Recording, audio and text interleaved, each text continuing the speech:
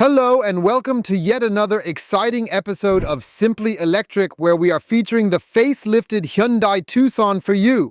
We initially presented it to you for the first time back in June of 2021. Now we're showcasing all the exciting updates for the model year of 2025. And back then, you watched this particular video over 90,000 times because, in my opinion, the Hyundai Tucson is a highly popular SUV among many people. Now, Hyundai has put a lot of resources into technology, invested extensively in the interior to make an already great Tucson even better than before. And naturally, we want to verify if that's true. We'll examine the car with you inside and out. We're doing the big driving report and testing and checking out the plug-in hybrid version of the brand new Hyundai Tucson. Before we head off, kindly take a moment to check if you're already a part of the Easy Electric community. If not, we'd be happy if you supported us with a subscription. This is especially valuable for our work, and we would be thrilled if you ring the notification bell to keep up with all the latest car videos in the future. We are starting off with the brand new Hyundai Tucson plug-in hybrid. As is our usual tradition, we'll begin by examining the exterior, focusing specifically on the front of the model year 2025. In that area, Hyundai has introduced only a handful of subtle adjustments, noticeable only when you observe the finer details closely. That means tweaks were made in the grille area. In some ways, it's in the shape of the daytime running lights. It all looks a bit bigger, a bit more pompous. And now, Stefan, if you zoom in a bit, it has kind of a crystal look, almost like a Swarovski look, I'd say. It truly sparkles and shines a bit, looks incredibly cool. We've got it in the prime configuration as a plug-in hybrid. Our test vehicle is fitted with matrix LED headlights, beautifully lighting up the surroundings in a truly impressive manner. With high beam lights without blinding oncoming traffic, you can travel and drive more comfortably at night. I would recommend that if you are on the road a lot. Yes, in the base version, it starts at around 34,000 euros. We have it in the Prime, in the top variant, then as a plug-in hybrid where it costs about 56,000 euros. We have it in a nice metallic gray, and I'll tell you the name later. I believe it's called Ecotronic Gray. We have, of course, also lovely 19-inch wheels here in the dimension. 235 Fu 50R19. Ich glaube, die Basis hat 17 Zoll. Also, ihr seht, da geht wahrscheinlich, wenn man sich die Radhäuser anschaut, sogar noch ein bisschen mehr, oder? Ja, so 2021 vielleicht. Aber vom Design finde ich es schick. Sicherlich findet ihr bei Hyundai vielleicht eine andere Felge, wenn die euch besser gefällt, oder im Aftermarket was Neues.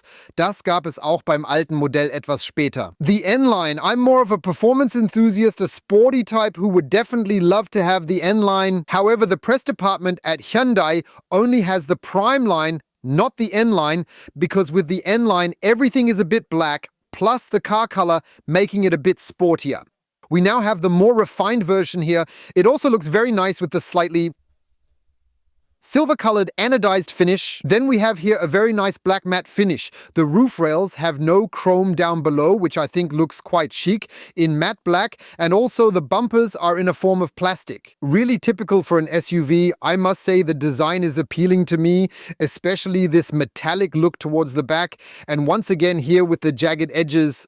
You can see it clearly as visually the line slopes for that intended coupe-like look, but the roofline stays quite straight, and that's really important to ensure that there is plenty of maximum space available in the second row, especially if someone is of a taller height. We've got the tank here, we'll get to the content later, as we're still on the optics. The design of the tail lights has been altered somewhat, just a tad subtly, because naturally at Hyundai they prefer not to shock people too unexpectedly. That means we have a beautiful silhouette in LED technology here, then again a bit of that crystal look carried over from the daytime. Then there's the nearly continuous illumination band, which is somewhat intended to characterize it. And then we have nicely set it off here, once again utilizing that medium gray shading. I think it's quite nicely done. Two big fat square exhaust pipes. Then for the 1.6 liter TGDI, I'm not sure if you actually need such large pipes. After all, you have a plug-in hybrid and also the option to drive it purely electrically too. That means you're combining two worlds, the combustion engine with the electric world, and how that works and what it involves. We'll of course take a closer look at that in detail later on. The Hyundai Tucson is still somewhat situated in the world of compact SUVs with its vehicle length of 4.51 meters and its vehicle height of 1.65 meters. Personally, I am 1.85 meters tall. And it essentially has a width of 1.86 meters when you consider the exterior mirrors, along with a wheelbase of 2.68 meters. The tank capacity, by the way, is 42 liters. And of course, it competes in a market environment where the VW Tiggan, for instance, might also be present, or possibly the Toyota RAV4, among many other vehicles. That means he's actively participating among those contenders where there's genuinely substantial mass and considerable volume backing them. And I have to say, starting at 34,990 euros, that's definitely a fair entry price for the base and the combustion engines, right? I agree, yes. Sure, when you have an all-wheel drive plug-in hybrid like we do, you can get it in either front-wheel or all-wheel drive. Many models are available in both front-wheel and all-wheel drive. Hyundai offers a broad range of options, allowing you to customize your Tucson according to both your budget and individual taste, fitting it to your preferences. Let's thoroughly explore the impressive technology beneath the hood that propels it forward efficiently. The brand new Hyundai Tucson is equipped with a system. It boasts a system output of 185 kilowatts with a power of 252 horses and a torque of 367 Newton meters. And how it all comes together in detail, let's take a closer look under the hood together right now. And here's my first minor point of criticism, that unfortunately, we don't have any hood vents here. I really would have liked that a lot. Still, we have really good hood insulation. And then we have a turbocharged, intercooler-equipped 4-cylinder inline petrol engine featuring 4 valves per cylinder, which in essence delivers 118 kilowatts, equivalent to approximately 160 horsepower. We have a 6-speed automatic transmission installed, which is positioned further back in the vehicle, and between the internal combustion engine and the automatic transmission sits our electric motor with 72 kilowatts, 98 horsepower, and 304 Newton meters of torque, which means if you drive purely electrically, I think you can also move the almost 1.9 tons of this plug-in hybrid relatively efficiently forward. Because simply 304 Newton meters are brimming with power. Yes, in terms of acceleration, that means 8.1 seconds from 0 to 100, which we want to try out with you all later. And yeah, likely a top speed of 185 kilometers per hour, right? Let's see if we can give that a try. It is indeed pretty hard, isn't it? Well, it's no longer with light metal here. Go ahead and hit it right now. Counting down 3, 2, 1. Completely full. We've already defined that the tank holds 42 liters. We will fill it up with premium gasoline. Additionally, he requires a battery pack as well for his electric propulsion system. Here we have a 400-volt system with 13.8 kilowatt hours net. It's a bit less than maybe with the competition because brands like Volkswagen and Mercedes have all upgraded a bit, as well as the Chinese manufacturers who are entering our market with brands like BYD or Great Wall Motors. They are also making moves into this vehicle class with models such as the V03 from Great Wall Motors. For instance, here we have 13.8 kilowatt hours, which is 6 kilowatt hours less than in a VW Tiggan, and compared to a V03, we even have over 20 kilowatt hours less battery capacity. That means, I would guess, from the 13.8 kilowatt hours net, it results in somewhere like, 72 kilometers of maximum electric range. Within the city, it might indeed exceed what you'll achieve on highways or country roads. Yes, the competitive environment can now charge 3-phase with 11 kW, and unfortunately the Tucson can only 3-phase charge up to 7.2 kW. That means ideally, you need a good 2 hours to go from completely empty to completely full. Of course, with 3-phase 11 kilowatts, you could really score points at the charging station while shopping. Just a quick hour. These days, competitors have also included the CCS connection, which you're already familiar with from our electric vehicles. It allows for recharging at quite a rapid rate, as fast as 60 kilowatts. From empty to full charge, please remember the Mercedes GLC video, which accomplishes this in just 30 minutes. That means, for example, if you're on a long journey, say to Lake Garda in Italy or to Spain, and you take a lunch break or an extended coffee break, you could theoretically fully charge the battery at a fast charging station. And that's also interesting because it means he can drive in a hybrid mode much better, which obviously reduces gasoline consumption from mixed operation and thus, of course, increases the overall range again. I would have wished for Hyundai to have three-phase 11 kilowatts. I would have wanted a CCS connector to be able to quickly recharge, especially at the supermarket, at Kaufland, Lidl or Aldi. Most places now have CCR fast chargers available. You can shop for around 30 minutes and then keep driving electric. Because one thing we need to be aware of is this. Please do not buy a plug-in hybrid solely for the purpose of the tax benefit, where there's an option for a cheaper company car tax. And if yes, use the purely electric drive because that's joyful, that's fun, and that can also be very, very efficient, especially then, and I know that many of you viewers also use a plug-in hybrid as an interim solution. They have a small PV system at home, they can charge there, and then use the plug-in hybrid since they might not yet trust driving fully electric. But what we also know from many, many comments, Stefan, is that once you drive electric, he'll most certainly choose to buy electric next time as well. and it's a full electric one. So I think this plug-in hybrid is seen as a transitional solution, not only in terms of savings with company cars, but also getting people into full electric mobility through this electric driving transition. Where the Hyundai Tucson really shines is with its exceptionally spacious trunk, and we're going to take a detailed look at that aspect together right now. Before we dive into that, Hyundai together with Kia provides this really awesome automatic smart tailgate opening feature. That only works when the car is open for you to see this silhouette. That means, by approximation, it would beep 2 or 3 times and then electrically open the trunk lid. What we're currently doing manually, that might be worth mentioning as well. Yes, 500. We've got 158 liters of storage space here. Look at how nicely that's arranged, Stefan. Do you see this here? It's not so wobbly, right? It's not so rough, right? No, that's precisely what I've always been wishing for. This rail-mounted hat rack. Is that awesome or what? Yes, it's good. The only thing that's not so cool is that we have hard plastic on the sides here. And can you hear that? Certainly indeed. And with the softer plastic, you definitely wouldn't really hear it, right? Well, it is exactly as it is. It means having a boot capacity of 558 liters, which indeed makes it one of the larger trunk spaces available in this entire vehicle class. You also have a very beautifully designed double loading floor here, although it does become somewhat more limited due to the battery placement. You have the Type 2 charging cable, tire kit, first aid kit, and a warning triangle included. That's a great story and also nicely carpeted here. You have lashing eyes and there's a 12-volt socket back here with 180 watts. That's the perk of having a battery pack. You can run a nice cooler here at the back. But look, Stefan, the hard plastic extends all the way along here, and I think if you're not careful and accidentally scrape a bit over on this part, scratches can easily appear rather quickly. That's why I prefer it, since it features anodized aluminum, adding a very elegant touch. You can expand 558 liters to 1,721 liters, which is great, and on one hand, with 20% in the middle, that's important for a longer object, which is particularly interesting for skis if you're heading on a skiing vacation. I think it's super cool, and then you also have the option to basically redistribute 40% on both sides.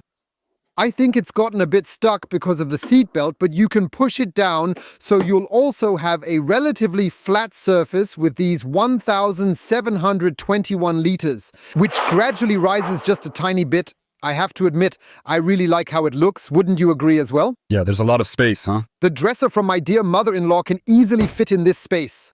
You can also remove a long shelf like that. Then you'll have absolutely nothing at all in between here. Exactly. And so we have it laid out very, very nicely as 558, 17, 21, 558, 17, 21. Yes, what opens with electricity will also close electrically, logically.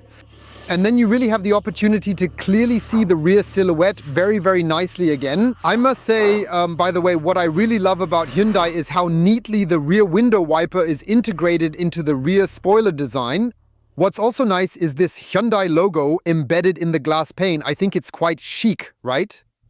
Oh, look at that. Isn't it chic? See, already trimmed in black, right?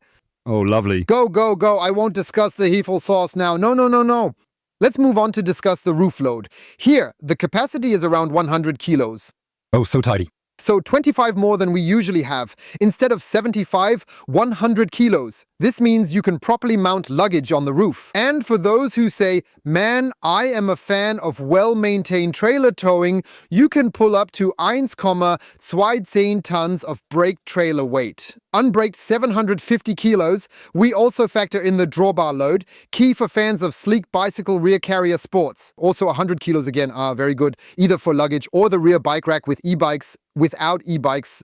So from that perspective, it's really excellent. And the trunk provides 558. 17, quite exactly, precisely 21. On the outside, we've truly shown you absolutely everything there is. Let's make our way inside now and take a closer look at all that we've installed. We've gone ahead and installed double glazing here. What that essentially means is there are two glass panes ingeniously connected by a special film or interlayer in between them. Let's proceed to the door panel, where we've seen some really nice new enhancements. I need to turn off the light so it stops that incessant beeping. Here is a lovely faux leather aesthetic. Although it's actually crafted from plastic, featuring a kind of implied texture, we've incorporated a memory function with two settable positions. At the top, you'll find plastic that's mildly padded, but if I'm being completely honest, I would have preferred if this area had been cushioned a bit more, particularly when resting your elbow could feel somewhat firm. There's nice fabric, and again, we've got soft foamed plastic with a pleasing texture. Here's faux leather, and it's softly padded underneath, and then, well, typically you'd have to say Korean style, then there's the piano lacquer. But there's also a rubber mat in here because Stefan always puts his fries in it, for his fry stand. Okay, cool. Further down, the material transitions to a somewhat firmer plastic. You don't find any felt here, nor is there any carpet. There's no mat inside, which means it might rustle and rattle around here, and due to this cutout, you're actually quite limited if the bottle size exceeds 0.5 liters, isn't it? Sure, that causes problems. What you can optionally get, as you can see down here, is the Krell sound system. We want to try that out with you later, but I might have wished for some kind of metallic or metal look cover for it. I'd definitely enhance its visual appeal a bit more. Well, there's room for a little more definitely new. Let's move on to the dashboard, and it is truly brand new and I must say, very, very chic. On one hand, we have the optional head-up display available here, which will project the essential functions onto the windshield in a suitable manner. That's really, really cool. And then we have here two 12-inch monitors, which aren't fully continuous, but have a slight curve directed towards the driver. I find that to be super, super chic and stylish. That deliver the essential key information we really need. It's all beautifully combined with a sleek new and impressive design. It offers a fresh, modern look, thoroughly preparing it for the exciting launch of the innovative new model. Yes, a new steering wheel is also on board, which you can adjust in height and distance very well to suit your ergonomics and height. We have the classic blinker lever for the lights and the wiper lever for adjusting the wipers in various settings. And over here we have that's somewhat taken over from the Ioniq models. Now we have the large gear selector, which enables us to smoothly switch to drive or reverse by rotating it either forward or backward. Yes, the steering wheel is also somewhat taken from the Ioniq models. There's no function here. In the Ioniq models, you basically get the charge display while charging. But what's brilliant is you've got these nice tactile buttons here, Stefan. Yes, very good. I also like the dial knobs. Exactly, rocker rotary control. Look, once I get used to it like this, it's super awesome to operate blindly while driving after a certain adjustment period. Better than all this touch stuff. Exactly, a classic horn works as well. And then we have the three-spoke design here again, nicely highlighted with a metallic finish. Feels good too. I think it's faux leather, I'm not sure. But also here, it's slightly padded, crafted to be a tad sportier.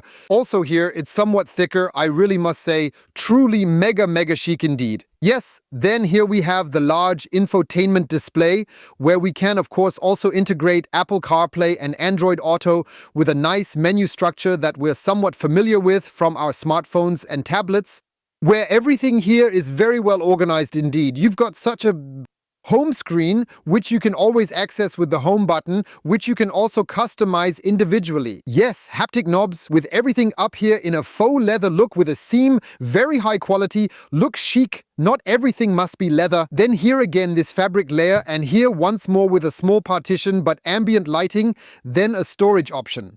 Yeah, the question is, what do you store there, and when you're being performant, where does it end up going?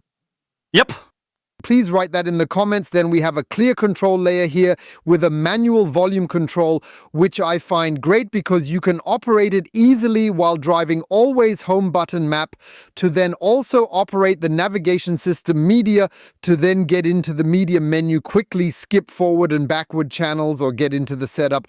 And what's also cool is you can assign a quick selection button here where you can, for example, as a setup, maybe, for instance, phone projection, by which I mean you can utilize Apple CarPlay and Android Auto, allowing you to swiftly and easily access CarPlay from there. I also think it's awesome to have the climate control menu with the classic adjustment where you can set the ventilation and the temperature here. Car comes with 3 modes: gentle, medium, or strong.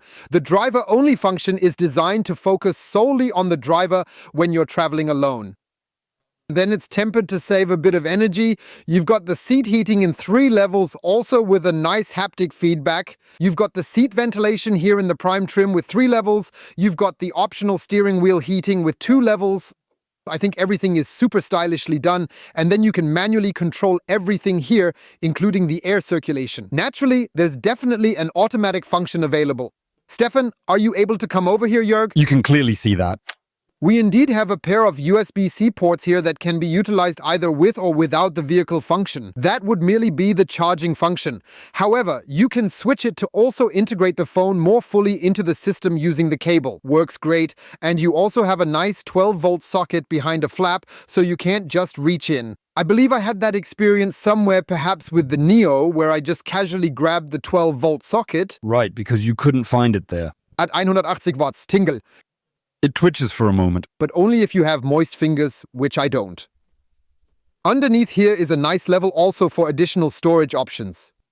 We'll show it to you again from the side. This is basically the car key, nicely integrated with the Hyundai logo here, and depending on the equipment, you also have the possibility. When you're outside, you have the ability to move the vehicle back and forth. You are already very well informed on this topic. Yes, then we have an inductive charging pad here, which is not ventilated in the middle, but is slightly elevated. Yeah, it's probably meant to ensure that when it's charging, there's some air circulation happening. Now it's loading as well. It shows here that it's indeed possible. It's quite nicely done, isn't it? Yeah, although a tiny bit of ventilation because those things tend to get warm quickly. Induction charging, indeed. Right, we also measure interior sounds. Draggy is used to gauge GPS acceleration. And then we basically have 2 cup holders here. We have the option to very nicely change the drive modes here again. Once in Eco and Sport, we no longer have a comfort mode. That's kind of weird. Moreover, we have terrain settings with snow, mud, and sand as we're seated in an SUV vehicle here.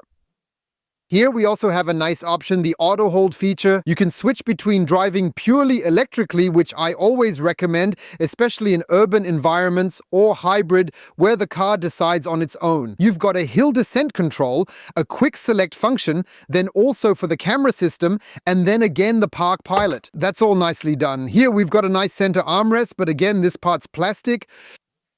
Well, here I might have wished for a bit more leather. That's really quite hard. Just take a look. I can't even press it down at all. So they definitely could have added just a bit more padding, don't you think?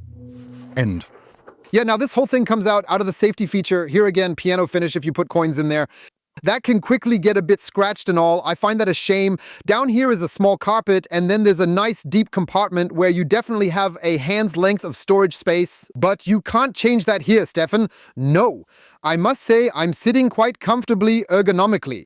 Well, I have nothing to complain about here, but you know, if you're sitting up front, then maybe your elbow is like this. Look. Yeah, like loading it on the phone, you know. For the shorter individuals among us, yes. Absolutely. So, and then it would be nice if you could slide this over so that your arm isn't on the phone or the inductive charging pad, but rather on the center armrest. Yeah, it would be nice. It would have been good to kind of undress people a bit or something. The view through the side reveals once again the relatively open structure. That means the lady might be able to put her handbag here, and the gentleman perhaps his man bag if he uses one. I don't use it since Stefan made it vanish. I don't know, maybe he doesn't like it or something. Yeah. The brown leather was a thorn in the side. Yes, we can order a black one again. In any case, we also have the electric seat adjustment for the passenger seat here. You can also adjust it yourself down below and tilt the backrest. It's sometimes practical if you have kids and want to adjust the seat when no one is sitting there. On the topic of seats, there's a nice new design here. We've got something like, well, I'm unsure if it's genuine or faux leather. Feels good, feels soft, also perforated. For ventilation, it's nicely stitched here as well, you know. Smooth leather looks chic, right? Yes. Look pretty chic too.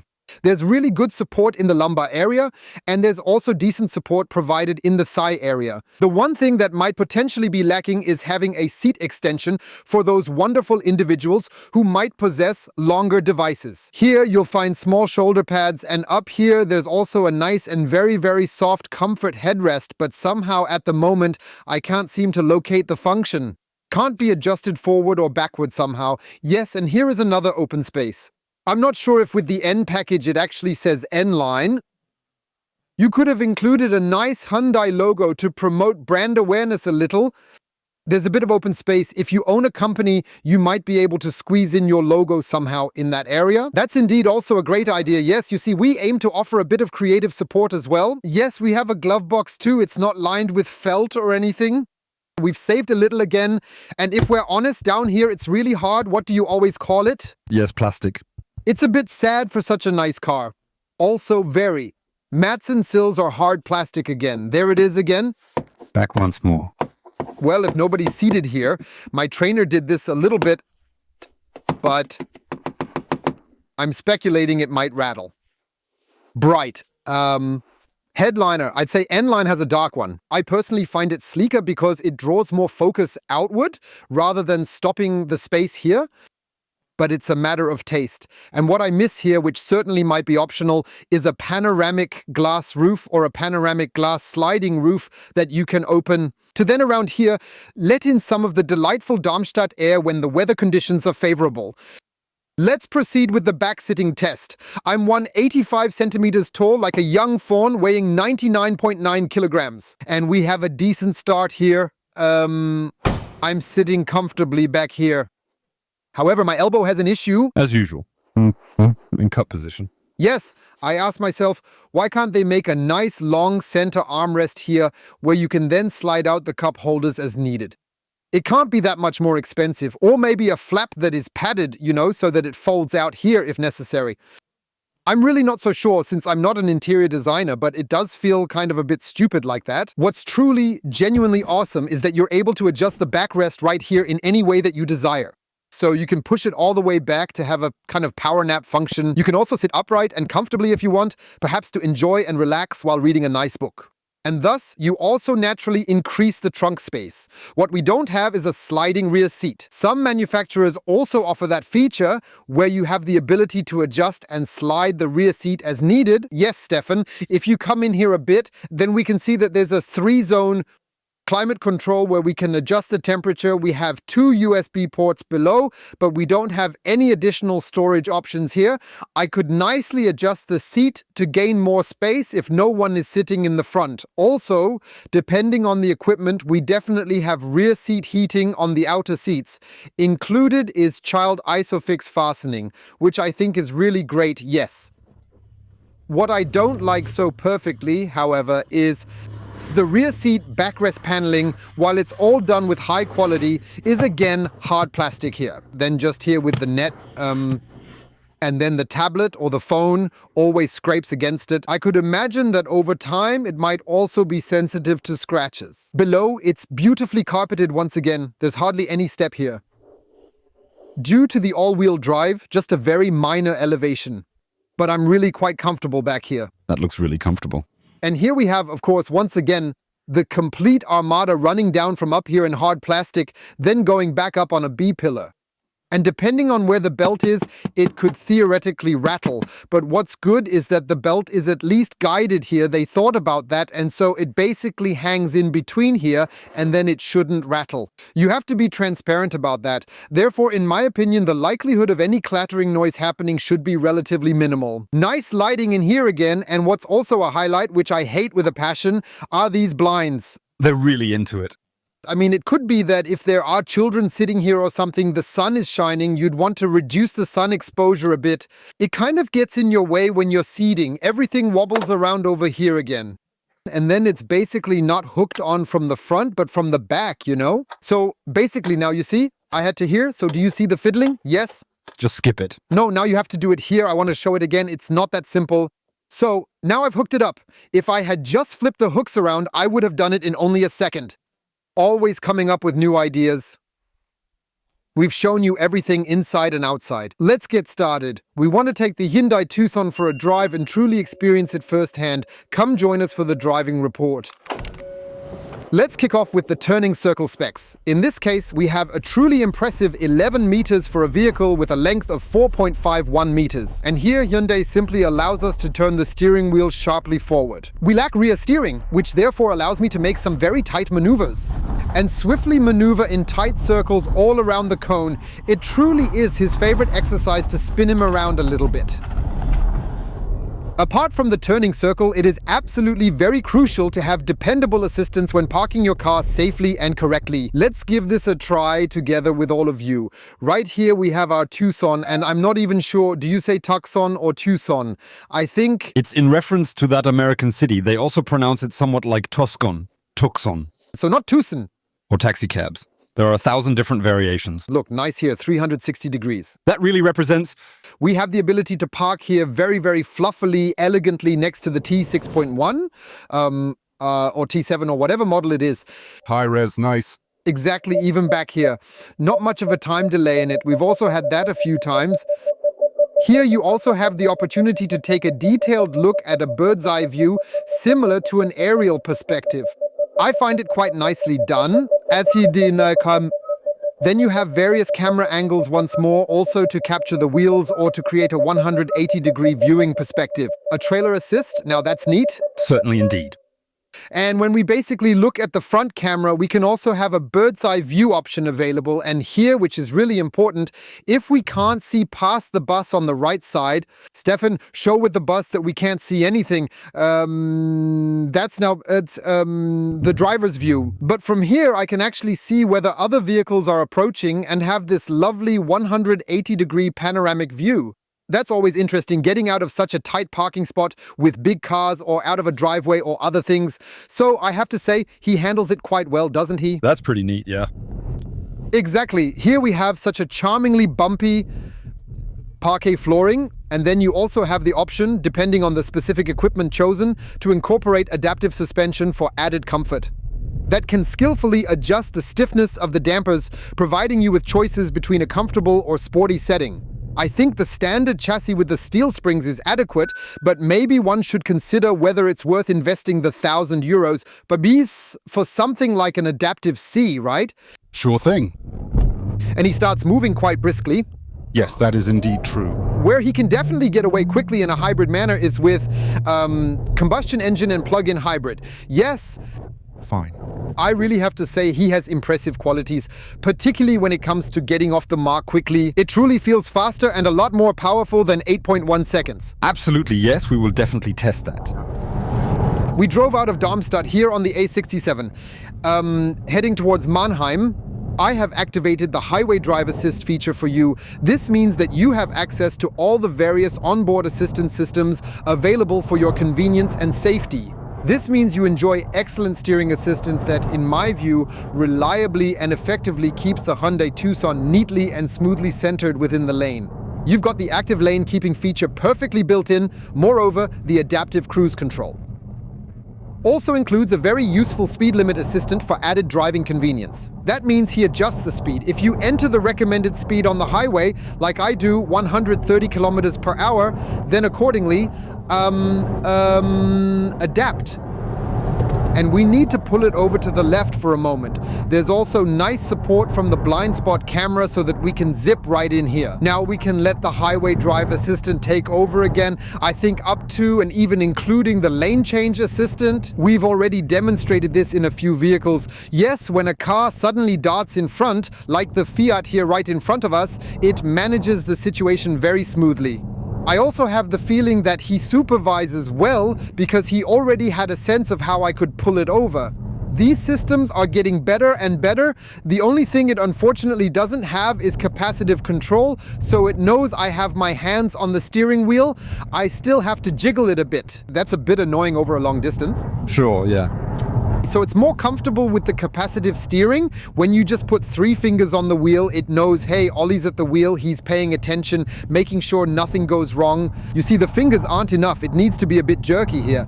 Otherwise, I have to tell you, unfortunately, we had to make a vehicle change with Camargo. That means the press department basically provided us with a car that has a fully charged battery, essentially preconditioned for us. However, a defect was unfortunately found in the vehicle that was critical to driving safety. They said we must switch to a different car. This was definitely better than not being able to show the car in Darmstadt.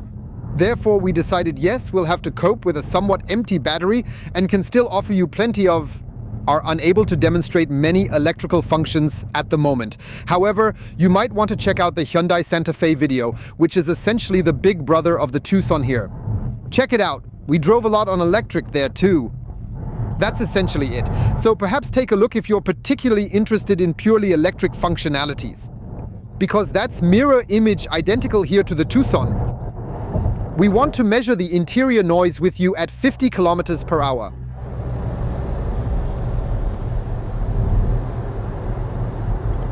"58, 59, 60 decibels with the engine running. I must say, pretty quiet." That's good, yeah. Double insulation. Well insulated, right? Absolutely. Noise check at 70 kilometers per hour.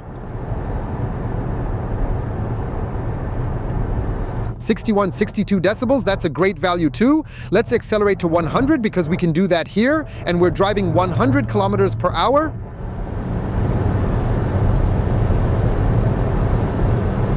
70, 71 decibels, that's also a very, very good value because for comparison, the VW ID3, which is certainly a different vehicle class but purely electric, has around mid-70 decibels at 100 kilometers per hour.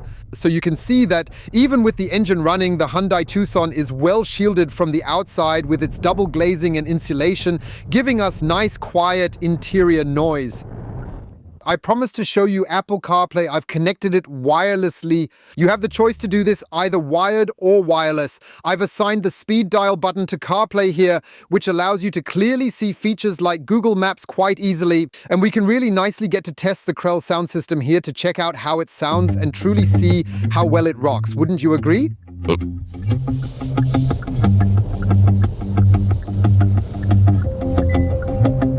That really sounds quite good, don't you agree? Yes, that sounds right.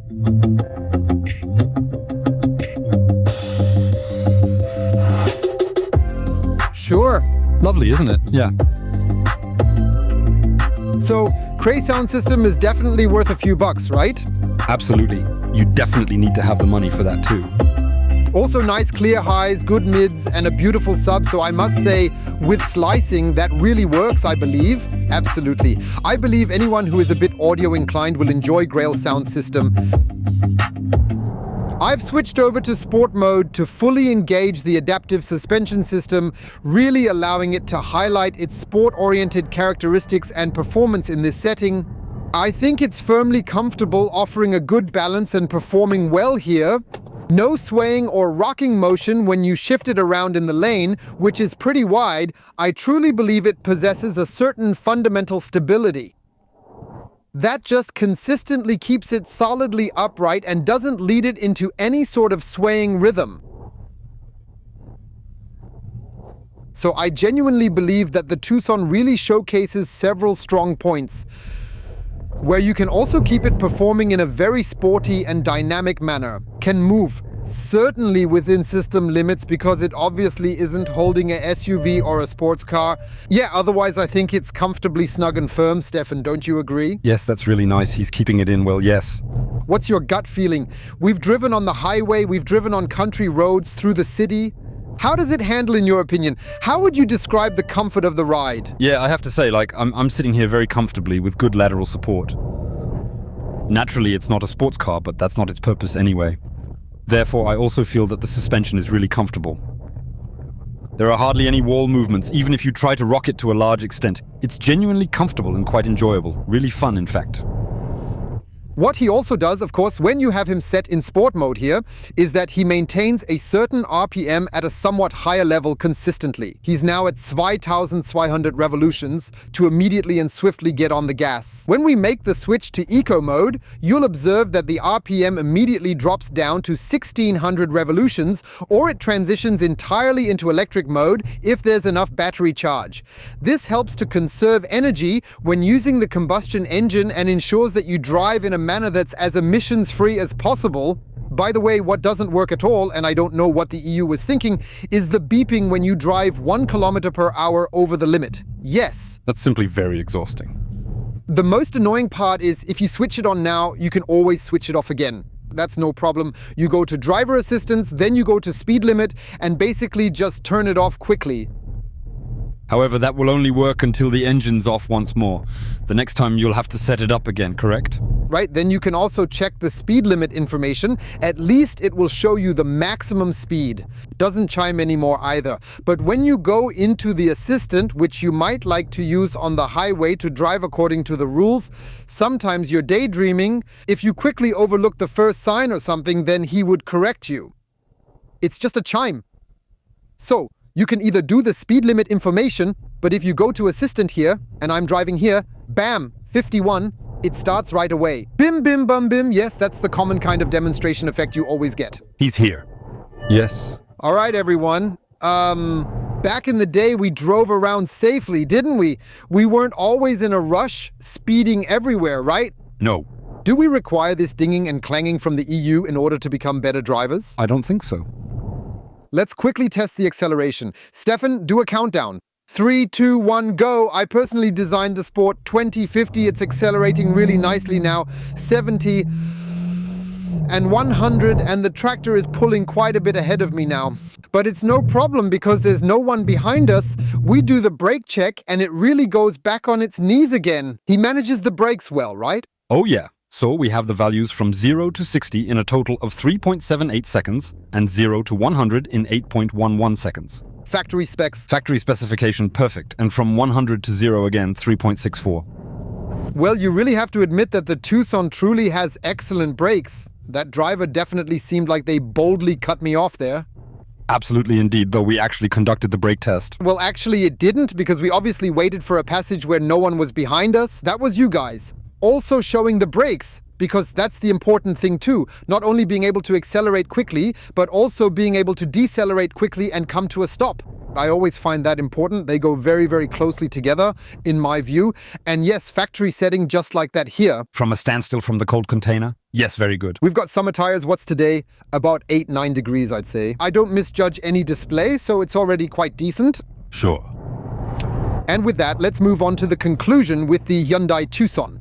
It begins now with the refreshed 2025 model at a starting price of around 34,990 euros. This is, of course, for the version equipped as a classic internal combustion engine delivering 118 kilowatts, 160 horsepower as a 1.6 TGDI. In my opinion, that's quite sufficient for everyone who just wants to enjoy a comfortable and smooth cruising experience. For those who frequently drive in city traffic, there's a hybrid option available for a reasonable additional cost, and the fact it doesn't require a charging cable makes it quite interesting to me. In any case, if you're not driving long highway stretches, especially in city and intercity traffic where you often recuperate, you can probably achieve significantly better consumption. So maybe you should try exploring both options. For those wanting to blend the electric world with combustion engines, I'd say the plug-in hybrid is a highly compelling choice. Wouldn't you agree? Absolutely. This means you have the opportunity to drive your daily route purely electrically because, setting aside the battery size, you're likely around plus or minus 50, 60, 70 kilometers, depending on the driving profile, a lot of highway R50, little highway R60, 70 with city. Then I believe you can accomplish everything: to work, the kids to school, perhaps doing some shopping, those essential everyday necessities of life. If you manage your routine, hopefully you can charge at home or have the opportunity to even go on longer shopping trips, where you then find yourself needing to charge publicly once more. Personally, I would have hoped that Hyundai would be willing to generously provide it with double the battery capacity. I would have hoped that Hyundai's Ioniq models could charge at 11 kilowatts 3-phase, enabling faster and more efficient charging cycles. I would have wished it came with a CCS port for all those people who just don't, that they can charge at home, so that in connection with their daily or weekly shopping trips, they can also manage a week just on electric power with a larger battery capacity, right? So, and then you have the 1.6 TGDI, which is turbocharged, including an intercooler, a 4-cylinder inline gasoline engine with 4 valves per cylinder to undertake long-distance trips in a hybrid manner. Even then, you would again have the opportunity during a longer pause, then just recharge the battery to reduce the pure combustion consumption of the 42 liters tank capacity. And so I could have envisioned this particular concept being even more environmentally sustainable, I believe. And it might even have that significant surcharge. The hybrid, depending on whether it's front wheel or all-wheel drive, starts at a solid 50 kilos. It is justified, right? At the moment, I must say, I'm a little bit torn because you can actually get a really nice Hyundai Ioniq 5 in a similar vehicle size that's completely electric. You get it just like the test subject for 56,000 euros, correct? With a large battery and a pretty decent drive system. Or I would just say no, then I'll save the money and maybe really go for the pure combustion engine, either with or without hybrid support. I truly believe the plug-in hybrid is a fantastic choice for any driver not yet ready to fully commit to electric driving. But I find the price increase kind of hefty. I don't think I would have found it so steep if the battery had been bigger and it could charge faster. Certainly, that definitely would have been somewhat easier to manage, offering you a little bit more time and additional flexibility. But I'm most curious about your opinion. Please write in the comments whether you see it the same way differently or how you see it. And I can only recommend, if you're interested in the Hyundai Tucson, no matter which engine version, go to your Hyundai dealer, take a test drive. I truly believe that you will also share the same feelings and insights we've experienced and conveyed to you throughout this video. And so, we've come to the conclusion of today's video, highlighting and discussing the new model year of the Hyundai Tucson for 2025, and naturally, there's more to explore. The facelift and the many technical changes. I hope you enjoyed the video. You give it a thumbs up. Please check if you are part of the einfach elektrisch community. I would be delighted if you supported us with a subscription. That would be a great help for our work. Click on the little bell to receive a notification when our latest video is online. And yes, there's only one thing left for me to say. A big thank you for watching. Stay healthy and see you soon. Your OLLI. And there's one thing we must always keep in mind. Yes, absolutely right. A 5, 58, and 17. The number 21, then 5, followed by 58, then 17, and finally 21.